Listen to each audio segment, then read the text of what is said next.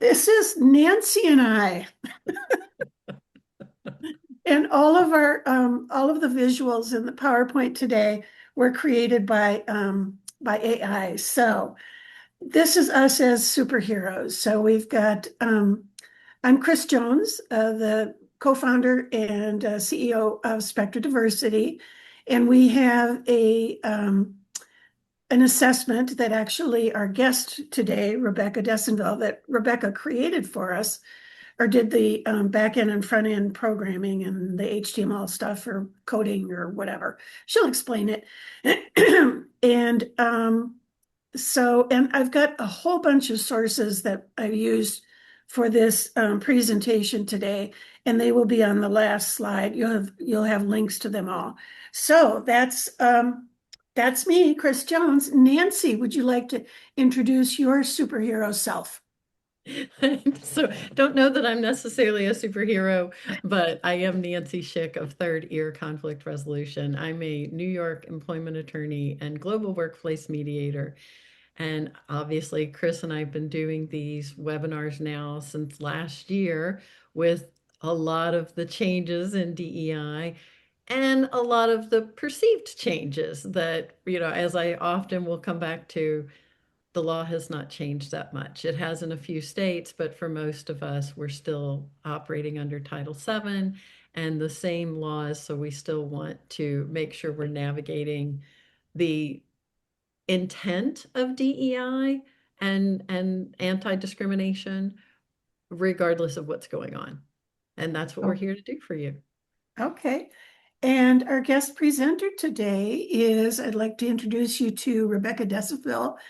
And Rebecca was the programmer, front end and back end programmer, if I am saying that right, for the assessment that Spectra has. So Rebecca, and it's been 10 years. This is Spectra Diversity's 10-year anniversary, and Rebecca was there from day one. And she has Purrly Digital is her company, and she does websites and human-centered AI consulting. Rebecca, I want to add anything to that or just say hi? Hi. Yeah, I was just trying to go through how long since we started planning and building the Spectra assessment stuff. But yeah, it's been 10 years now. Yep. And she has been really diving into AI lately, and we'll talk more about that. So let's get going with the first part, reassure. So, artificial intelligence. Yes, in fact, it is everywhere. And you may not know when you're using it.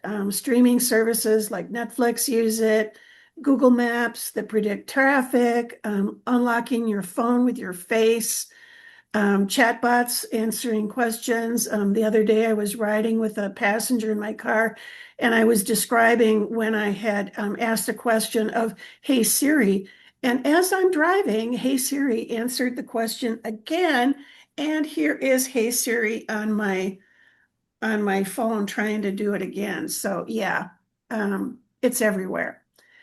Project 2025, we've talked about this in all of those sessions this year. And in Project 2025, in terms of AI, it's just focusing on China. They don't want China to have the lead in AI development. Um, Project 2025 wants to use AI in the military, and they want to use AI to detect Medicare fraud. Side note, AI was used in Iran to target that building that had all the young girl students in it. And it was targeted by AI, and there's supposed to be a human element there that checks the AI to make sure it's not doing anything that it shouldn't have. And the human involved figured that AI knew what it was doing and it just let it go ahead. So, and Project 2025 also does not have a policy about deep fakes or disinformation, and there's nothing about energy or climate in in Project 2025. And I want to Second, add, can I yep, add a wrinkle to that Iranian school sure, bombing? sure. Uh, the the AI that was in that loop was working off outdated satellite imagery and mapping Ah, because within Iran, getting information out has been difficult for decades. But they were working with outdated satellite and internal in-country information for what oh, those buildings actually were now. They used to be military related, but they converted it to a school. I don't know how many years since, but it had been a school for quite a while. okay. Well, and that brings up one of the dangers of outdated information for AI and where AI is getting its info from. Um, I just have a little bit on AI and the law. That website there that I've is listed, it will say what the AI is, any laws about it in your state, because a lot of the laws that are coming out are state laws, not national laws. And I don't know if you want to add something there, Nancy? Well, I think the number one thing is that the law is reactive, right? So one of the things that we tend to do with law is correct harm. And that's the primary thing that we do. So we basically have to, under the way our laws currently work and our judicial system is kind of wait until somebody's been harmed enough and then we'll start wrangling AI in. And that's where we are. There's a lot of talk about trying to navigate various legislation, but it'll probably occur at the state level also because that's where most of the harm that gets corrected on the individual level will occur, right? So we have seen some, and we'll talk about that a little bit, as states that have required things like mandatory disclosure of AI in hiring processes. So if AI is being used to, for example, review resumes or conduct virtual interviews, as we're hearing that more and more from people that are searching for jobs, there are states getting involved, but it's usually after the fact when there's been some sort of, in this case, probably disparate impact where the AI bots have been built with certain biases, and then the discrimination and the disparate impact of that discrimination becomes more visible. But until we see a harm, a lot of people are just going full steam ahead with AI. And Can that I add? brings us to our Can I next point, which is hold for on? you, Rebecca. Okay, and I want to add something to Nance's point as well. That's also bleeding into the actual law discipline and careers as well. In fact, there are some New York bar disciplinary hearings happening right now around AI use building actual legal documents that are filed with the court that have hallucinated case or hallucinated uh, actual cases, but the actual like what the case has said has been hallucinated into it. And I know there's a disciplinary hearing that's been happening right now Can you explain around that. hallucinating? So AI, I can actually get into this with agentic AI. Okay. Um, so these are what's the AI that everybody calls AI right now are considered large language models. They're essentially like a conglomeration of every piece of text that these things have been able to ingest and be iterated over. It has led to multiple lawsuits from authors of copyrighted materials, book authors, print authors, artists have gotten into these lawsuits, these class action lawsuits, because their materials were trained for a commercial product without their consent or knowledge. Some of those have settled. There's still some in place, but essentially this is really minimizing what they do. But at the core of them, they are highly advanced uh, prediction text makers. So they try to take, so as you type in a question or as you give it a question, it finds the great middle, the average of what all of its learned and ingested text is on what should come next. So based on a question, how that question is. Now, OpenAI, which runs ChatGPT, has introduced things like reasoning or thought processes, which is essentially just going back over the same problem with different filters. And that has led to things like enhanced coding capabilities, enhanced image making. Sora was an OpenAI product that created videos. Anthropic does a lot of front end design based stuff or enterprise level code stuff. But really, what we're working with on artificial intelligence right now, or AI, is advanced prediction models for what comes next after you ask something. Uh, Agentic AI is a little bit of an offshoot from that. It essentially is creating agents, and agents being individually scoped models. Uh, so from like a software development perspective, it'd be like there's a project manager that you've got this little descriptor text of what makes a project manager in this case, and then you give it a problem. And so it approaches it from that idea. So the great averaging of what comes next from based off this information. The same with if you have a tester or if you have a designer or things like that. So agentic AI is allowing you to propose the scope of who is asking the question or who is answering, I guess is the better way to put it.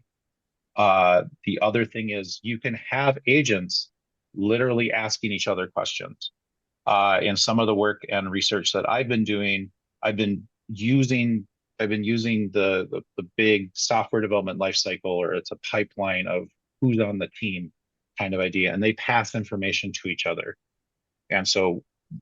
And that's without me being involved in the individual steps and seeing what kind of output they produce, how they solve problems, how they approach the problem, and in some of like the research capabilities that I put together, how they are put together as a lens. And I'm going to use the word lens a lot because honestly, that's what both OpenAI's and Anthropic's Claude and ChatGPT models say it is. They look at things through different lenses as you approach them.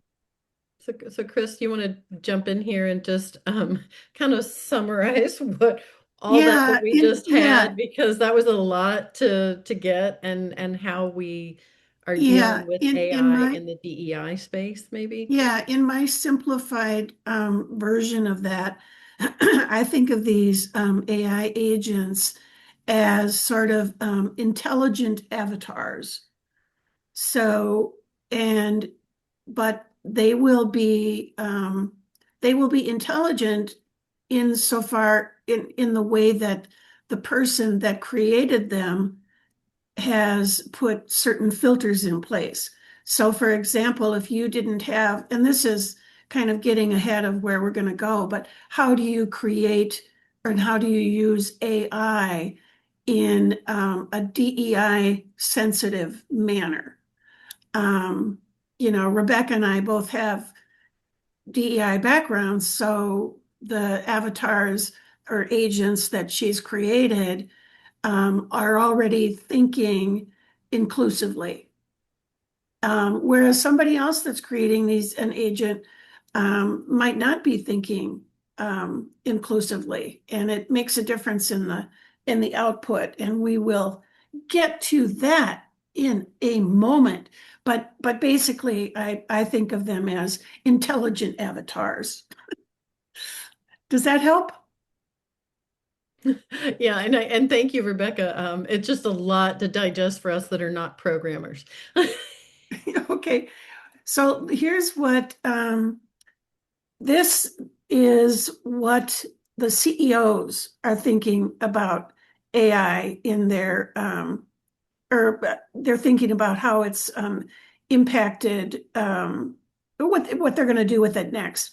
This slide is from Littler, and I've got a link to the survey in the closing slide. But basically, 84% of the leaders expected to be impacted by policy or regulatory changes related to AI use in the workplace in the next 12 months. 53% are expecting workplace impacts related to data privacy over the next 12 months. There's another report from Catalyst Metzler, And in that report, 68% of the C-suite and 65% of legal leaders say moving away from DEI would create more legal risk for their organization. Specifically, 64% of C-suite and 62% of legal leaders thought that there was a greater risk of litigation alleging discrimination from traditional plaintiffs. So that would be, marginalized racial and ethnic groups, rather than non-traditional plaintiffs, which would be members of the dominant or majority group. Does that make sense, Yes. Nancy? Chris, real quick, was that from the Metzler Center you said? Yeah, the Catalyst Metzler report. Okay, thank And you. I've got all the links in the on the last slide so that you can go look this stuff up. But basically, 88% of the legal leaders in the Catalyst Metzler report believe that organizations should retain or expand their diversity, equity, and inclusion programs, because reducing or eliminating them would create other types of risk. Yeah. So that's kind of where we are there. Yeah, and I think we have to also be mindful, as basically the woman that wrote the foreword for my upcoming book Nikki Lanier has been talking about this, and we've all heard it, that 2045 our workplaces are going to look very different than how they look today. And that's because, as she calls it, the darkening of the US workforce. And so that's another thing we have to be mindful of, is that if we're continuing to govern our organizations under the same rules that we have been for the past 100 years or so, it's not going to look the same. They're culturally, we are the melting pot, and we're going to continue to expand that melting and that melding and that beautiful assemblance of all the different world cultures, and trying to find ways to navigate that. That's what DEI is intending to do. So just that's why I keep coming back to, despite everything else that we've been talking about since the executive orders that started last year, the law is still what it is. You still have to be mindful of anti-discrimination in your workplace. So let me get to the educate part of it. And this is not intended to be political, but Senator Bernie Sanders had a discussion with Claude to talk about AI and privacy.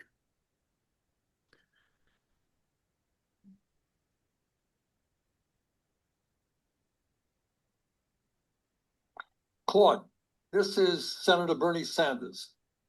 I have been taking a hard look at how AI impacts American society in terms of economics and job loss, in terms of the mental health of our kids, in terms of what it will do to the political process. What I want to talk to you about is another issue, and that is the impact of AI on privacy.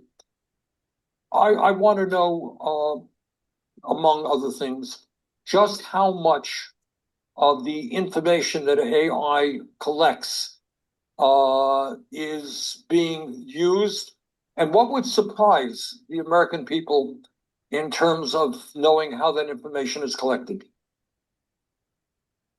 Yeah, that's the thing that would probably shock most Americans. Companies are collecting data from everywhere. Your browsing history, your location, what you buy, what you search for, even how long you pause on a web page. Then they're feeding all of that into AI systems that create incredibly detailed profiles about you. What would surprise people is how little they actually consented to and how little they understand about it. Most people click agree on terms of service without reading them, and they have no idea that their data is being combined with thousands of other data points to build a picture of who they are. And then that AI uses those profiles to decide what ads you see, what prices you're shown, even what information gets prioritized in your social media feed. It's all happening in the background, invisible and largely unregulated.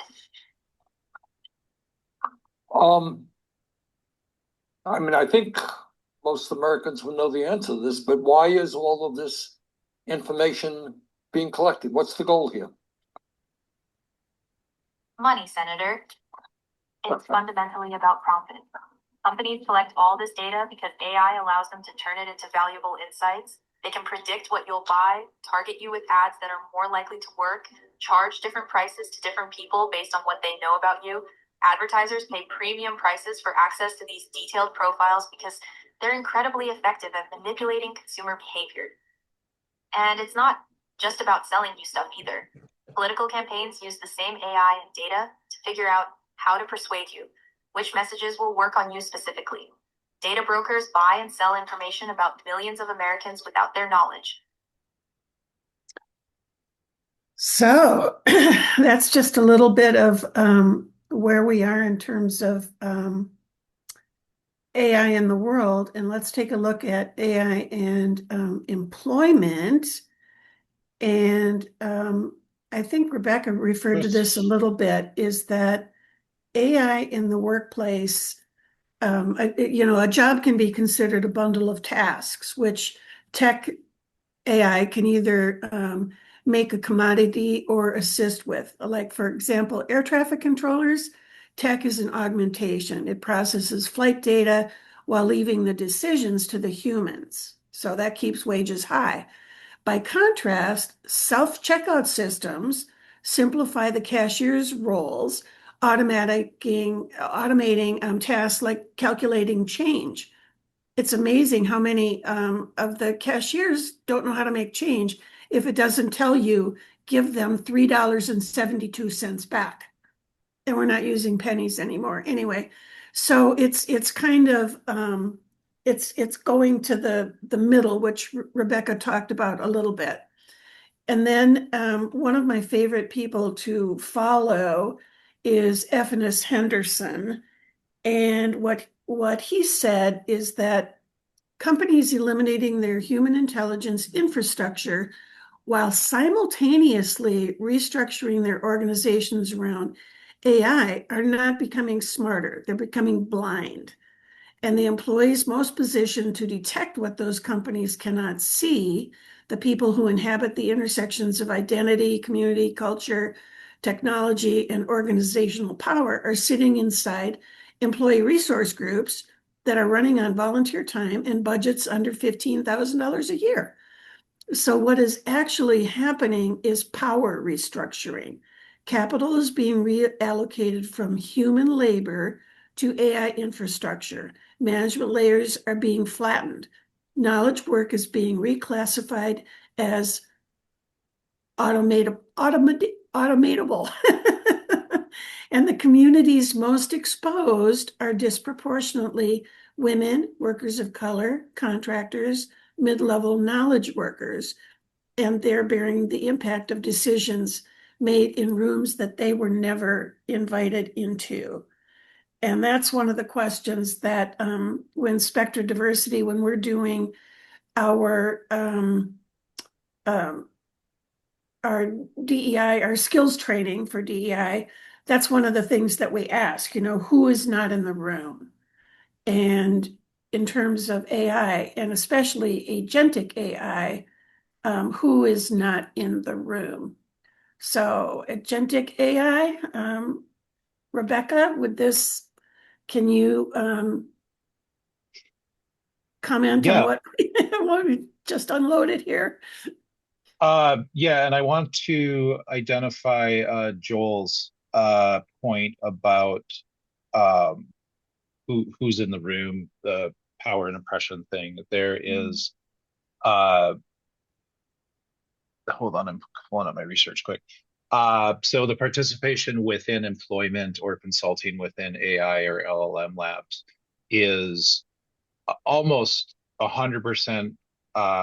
It's 45% white, 22.5% Asian, and then the rest of it is broken down into Hispanic, 3%, 2.5% African American, Black and Hispanic are all low single digits, so within the margin of errors in all of these actual things. The AI employees on the gender gap is 22% of AI employees are female, which is below the tech industry's average of 32%. And the female PhD graduates have averaged under 18% in regards to AI technologies, whether it's on the training or learning or hardware sides. That is data from 2024.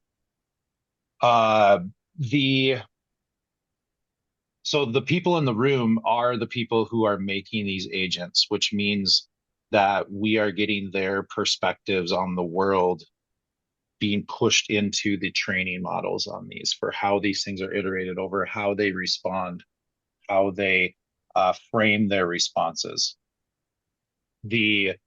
I don't know how far you want me to dig into this because I have a lot on the Well, actual employment. just keep it. So okay, normal. I can summarize it a little bit. So Thank you. as far as like how these models, how their responses are framed, there's a lot of stereotyping that gets baked into these because of different learning methods. There's a lot of stuff that is left out because of the way that they allow things to be introduced into training. The LGBTQIA communities are specifically affected around what training data is available because of who's moderating the data before it even gets put into the AI training side. Things like dialects, so specifically like AAVE, that is underperforming responses based off questions posed to the models in that dialect or vernacular, whether vocal or text-based. Outcomes are 20 to 25% lower in value or correctness when using those approaches. So when training data is fed in, it's fed in from the people who work at these companies' perspective, which is also increases because of the people. I call this the tech bro effect. People in that industry have a hard time saying, I don't know.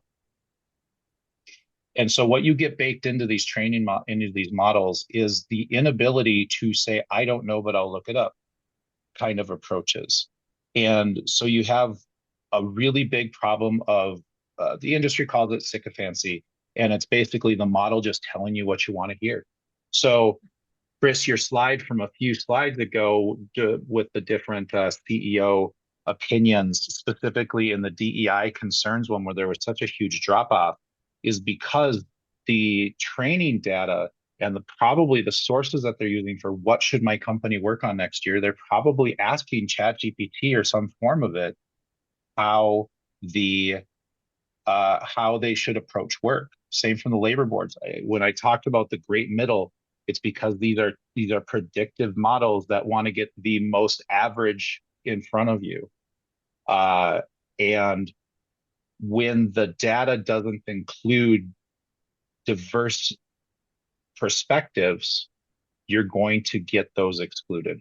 So Chris, can you bop back a few to those graphs that talk specifically about the DEI considerations? It was like 84% down to 38%, the 2025 to 2026 one. I can if I don't get Bernie Yeah. again. So There we that go. 1, 2, 3, 4, fifth, that fifth one in the diversity, equity, and inclusion considerations, Yeah. I would bet good money on Polymarket. That's a whole different conversation. I would bet good money that drop in considerations is almost likely 100% because executives have been using ChatGPT to figure out where the company is going next. I'm going to use ChatGPT as a generalizer for models, so for all the companies out there. But that is a massive drop because they aren't being shown that diversity is important because the training data isn't there. And I'm going to give an example. I'm going to give an example that I had to go to my credit union the other day, and because I had somehow I had a little bank fraud on there, and it was some $40 subscription to something that I didn't order. So I had to get a new debit card. So I go in there and remember in the olden days, you had to get a new one. You had to wait and it came in the mail. And I was so happy. I got this new one and they just printed it out right when I was there. And I just walked away with it and I was so happy. And then I saw an interview on inclusive leadership, but basically it was that, AI lacks emotions. And the story that was given was a blind man that used to be able to tell his credit cards apart because they had the bumps on them. And so he knew when he was giving somebody his credit card rather than his library card because, the cards had bumps on them and now they're just smooth and he can't read them anymore. He can't tell the difference. And that's who was in the room. Obviously, when whoever was making these decisions, they weren't considering blind people. So that's all. Just a little story there. Yes, bias in, bias out. Thank you.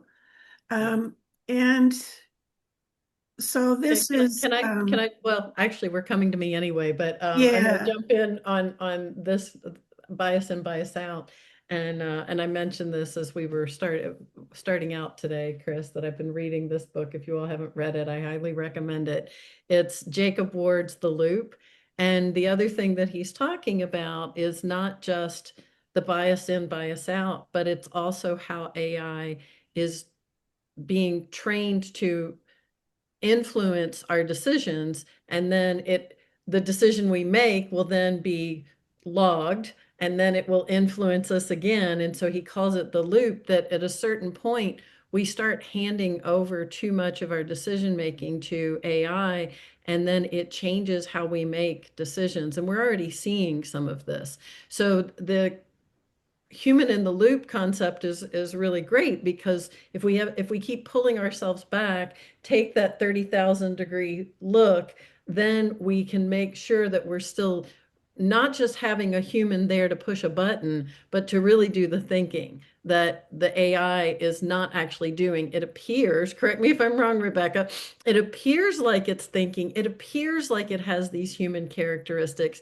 and it's because it's learned from the human data that's been put in there and the prediction of what that text will be, what sequence certain things will be. So if I'm asking it, like, hey, tell me what I should do in this situation at work, it's going to take all this data from similar scenarios and what do people say and predict what you might want to say. But that doesn't mean it's going to give you the unique kind of language that you might need to approach a boss or an employee about underperformance. It's just going to give you, I believe you said it, Rebecca, this kind of generic average.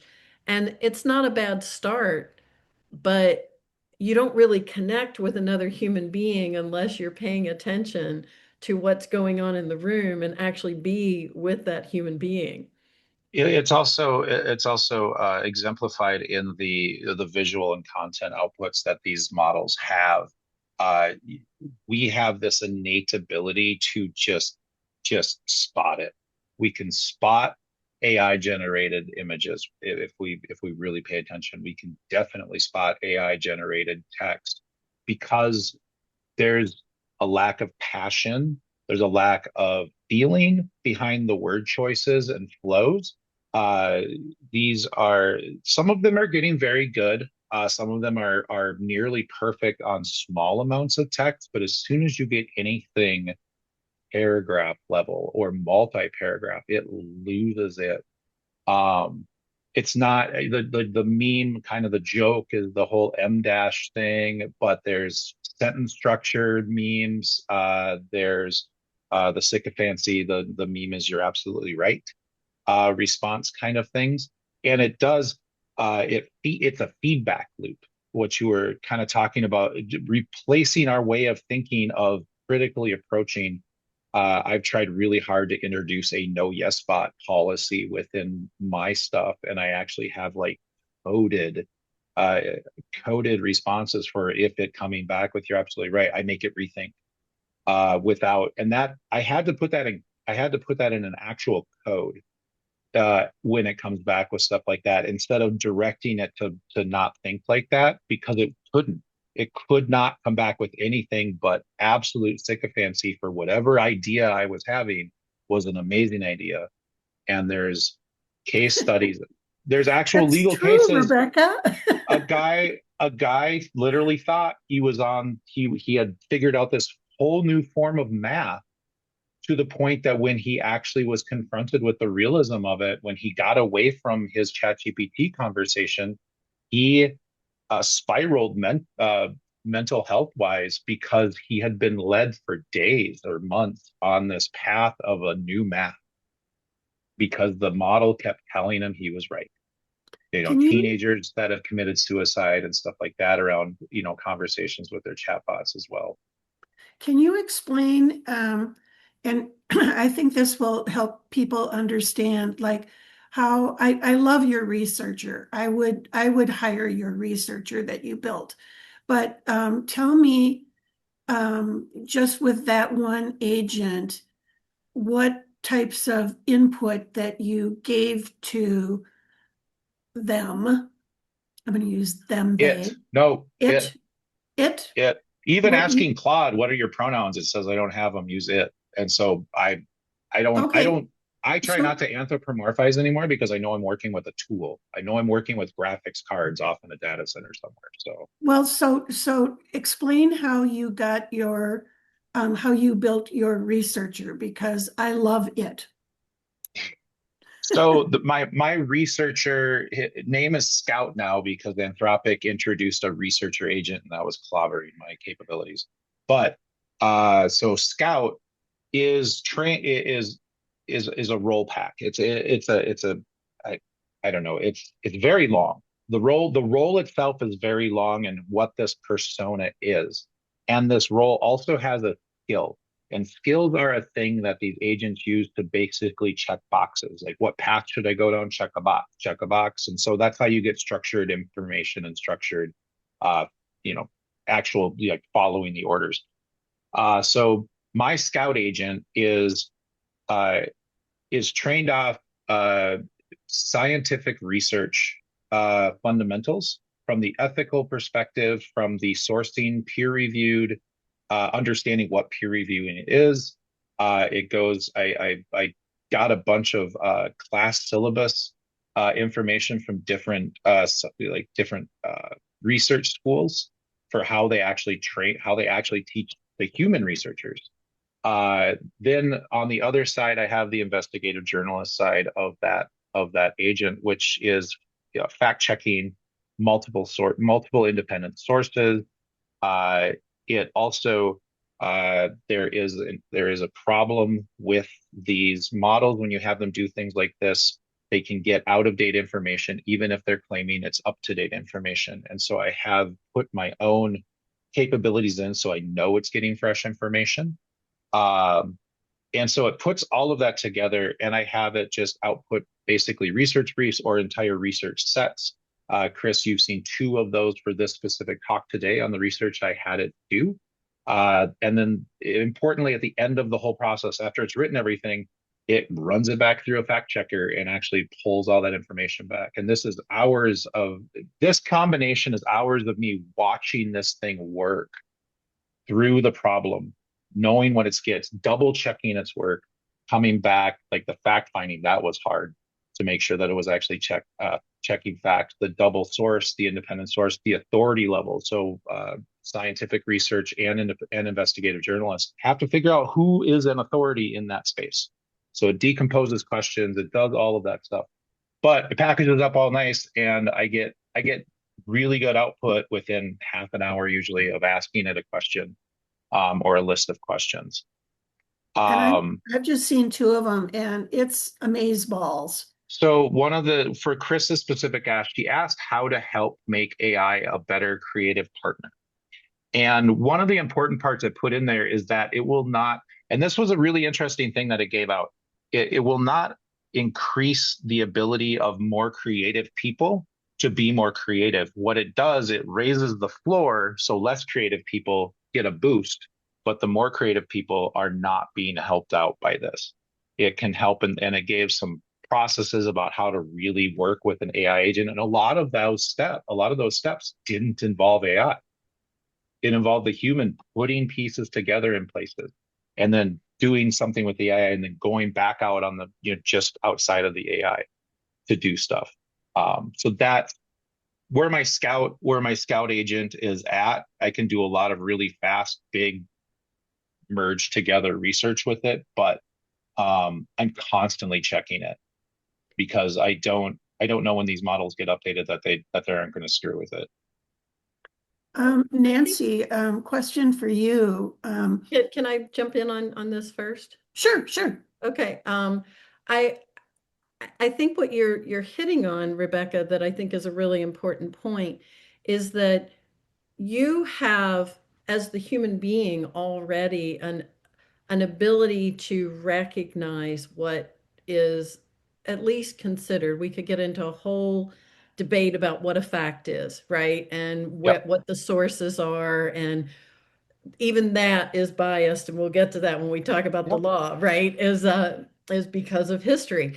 But you having at least the training and ability to recognize when the AI bot might go off the rails a little bit is the other piece we're talking about, right? Because we were having this conversation in my household just this morning of how you can't prompt a bot or an agent, right? In the same way, if you are completely new, for example, in a profession versus somebody that has 20, 30 years in it, you're going to prompt the bot differently because you're going to be able to recognize the nuance and the specificity that is required to get a very unique result.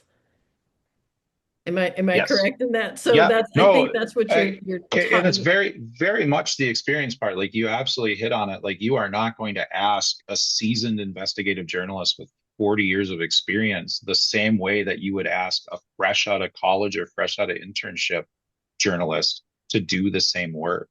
It is just you are going to have to lead that new journalist much more than you would for a seasoned war correspondent type of thing.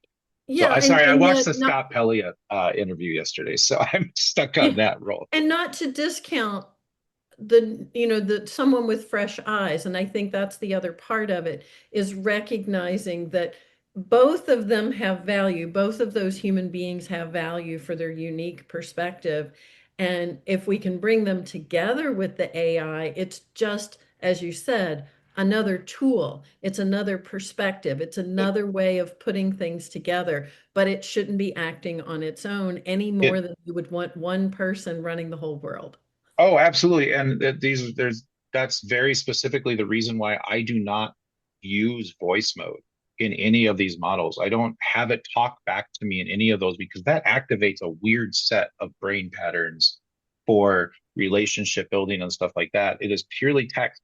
I also don't tell it to stop sounding like an AI. Like a lot of people take pains to like stop saying certain things or certain ways. Like I need that recognition constantly when I'm working with this tool that doesn't have a set of like gendered pronouns.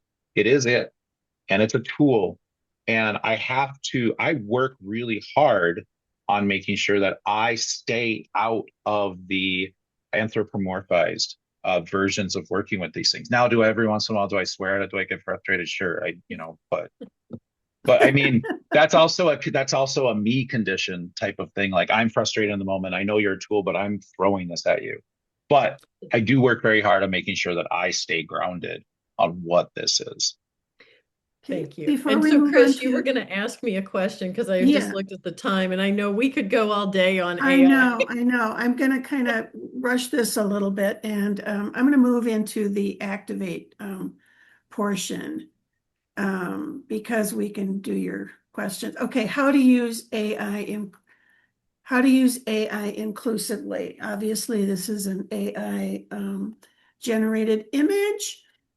And these are some of the things that I found in my research. One is to re-engineer your prompts. And this is something that Rebecca did.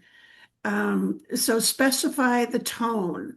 So if you're saying write a team email using inclusive, gender neutral, and accessible language, or set rules for the scenarios, avoid assumptions about family structures, use singular they pronouns, replace gendered pronouns like salesman with sales representative. That's all directions you can give. Define your diverse targets. So when describing personas for a marketing campaign, include a wide variety of ages, ethnicities, and physical abilities. So, re-engineer your prompts. Another one is to audit and rewrite. So you can, run a scan, paste your text into an AI model, and then say, review this text for bias, ableism terms, exclusionary language, highlight the issues, and suggest alternatives. Or you can tell it to have a specific style, right?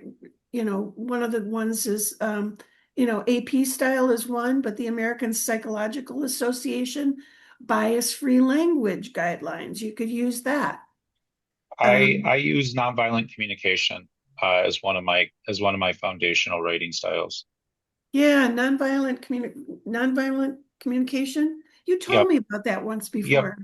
The tech writer agent that I have actually has nonviolent communication posture as one of its core tenets of like passing everything back through that lens.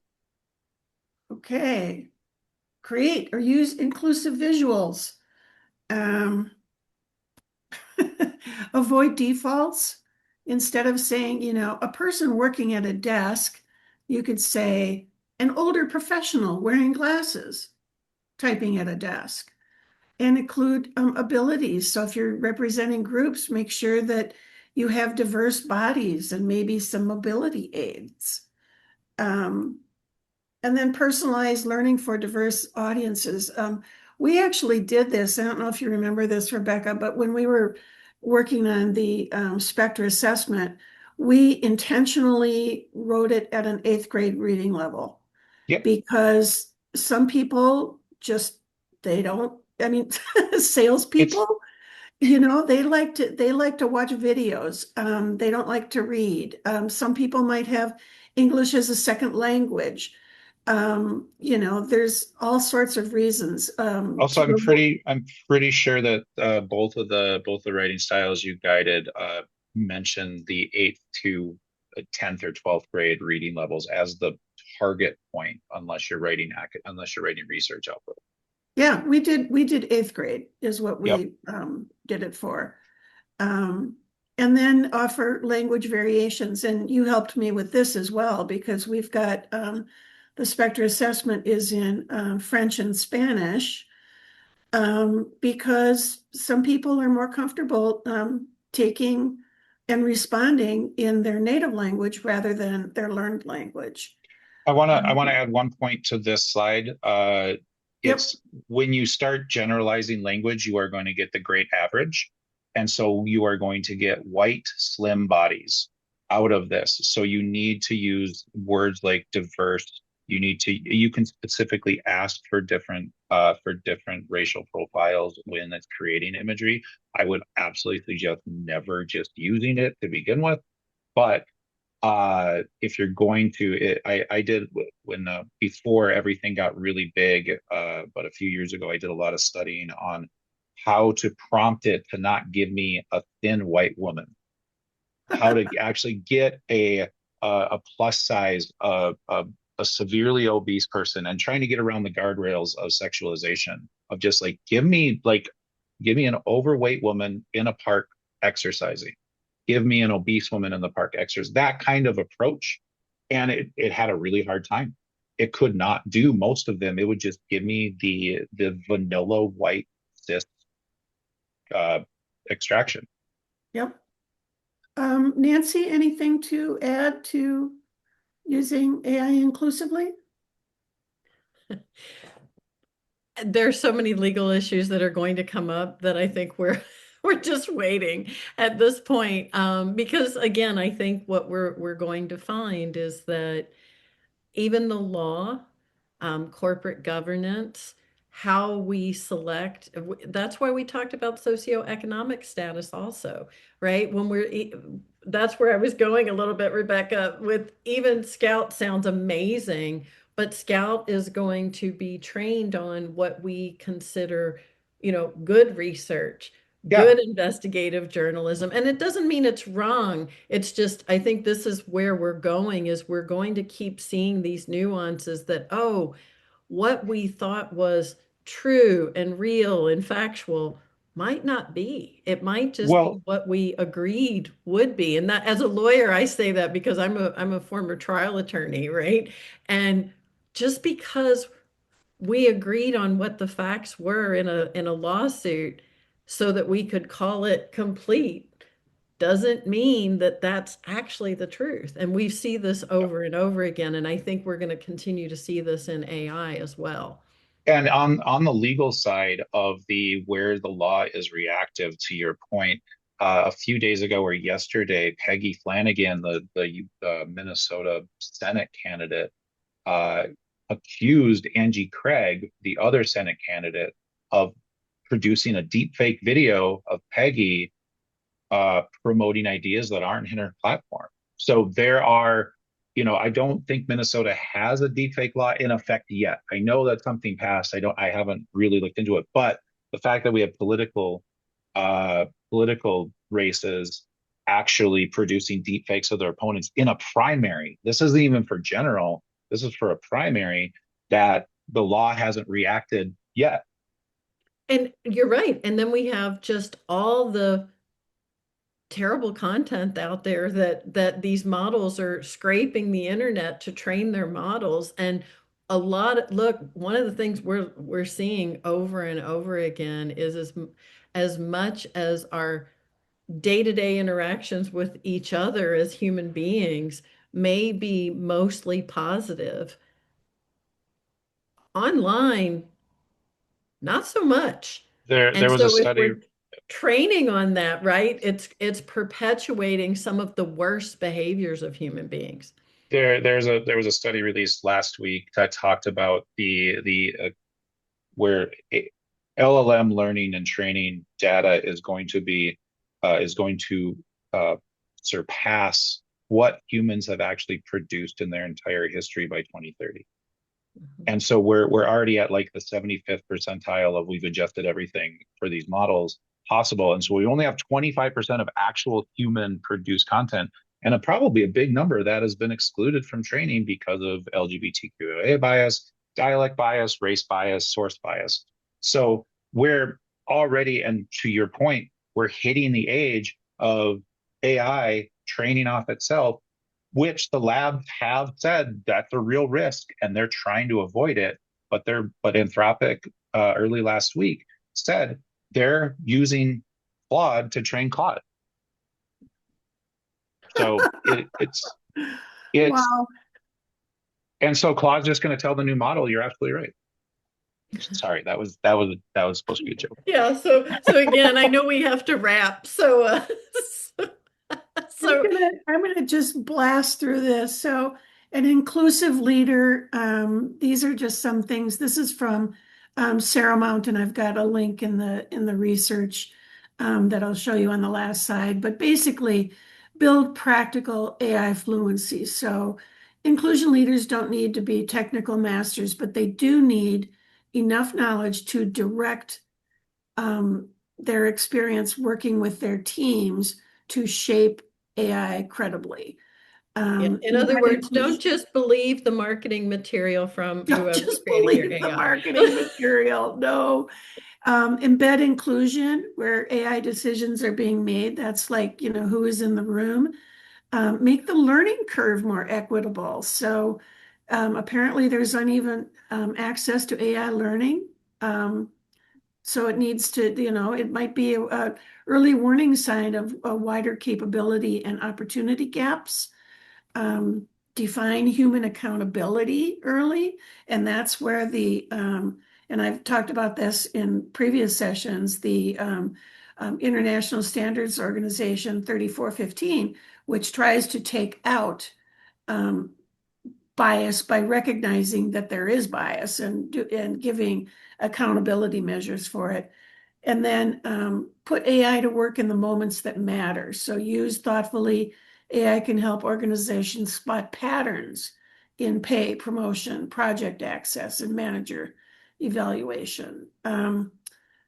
Oh, data privacy. We hardly even got to that.